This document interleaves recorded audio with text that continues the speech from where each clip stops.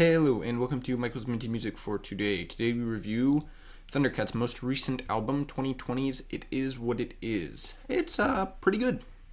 This is the track listing, and these are the tracks that I added to my playlist, 8 out of 15, so 1 over half here. This album is definitely good. It's got a lot of interesting tracks, and it flows pretty well. The style definitely is following with the previous album, Drunk, but it's a lot more focused here, which is nice.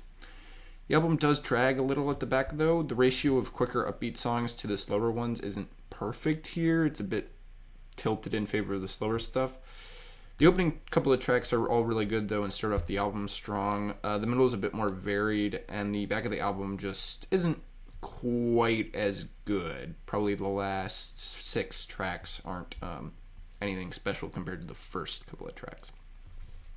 I will say, though, the final track being the title track is pretty interesting, and it's a pretty decent final song. Kind of got a good sort of finale feeling going. So the genre here is jazz, techno, and R&B. Most of the upbeat songs lean towards jazz, and the slower ones lean towards R&B, with the techno styles throughout both types. Not a ton of hip-hop here, although it does come through in some specific tracks. It's still a mishmash, but it is more focused than his previous album, I think. And like his previous album, the featured artists here work well, and they don't take away from the general feel of the album, so definitely a good one there. There were a bunch of singles released before the album in order: King of the Hill, Black Qualls, Dragon Ball Durag, Fair Chance, and Interstellar Love, which none of them were particularly popular on the mainstream radio, but I'm sure they were hits in the respective genres. My favorite track here is probably third track, I Love Lewis Cole, which is pretty funny as a concept, but it's also a pretty good song. Probably the most purely sort of techno track here, in my opinion, and yeah, definitely one of the best ones here that I like the most. I rank this album second out of Thundercat's 4 albums, which does complete my rankings for him. I definitely think Drunk is his best work, sort of a magnum opus for him, and while It Is What It Is does contain a similar level of quality, it's a little bit worse when it comes to overall feel.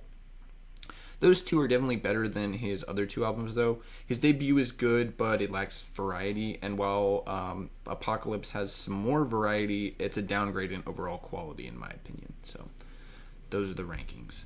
It Is What It Is definitely comes close to the top spot, but I think Drunk is just a little bit better overall, so second. Additionally, this album doesn't take my top spot from 2020. That stays with The Strokes' The New Abnormal, which I like a lot more, and I think The Strokes have a higher overall quality. Almost all the songs on that album are good, while it's just a little bit more than half of the songs on It Is What It Is that are good, so. Next up is INXS's debut self-titled 1980 album. I really like this album, although it wasn't particularly popular outside of Australia, and I think it's one of their best albums, so I'm excited to review it. Stay tuned for that, and as always, stay minty.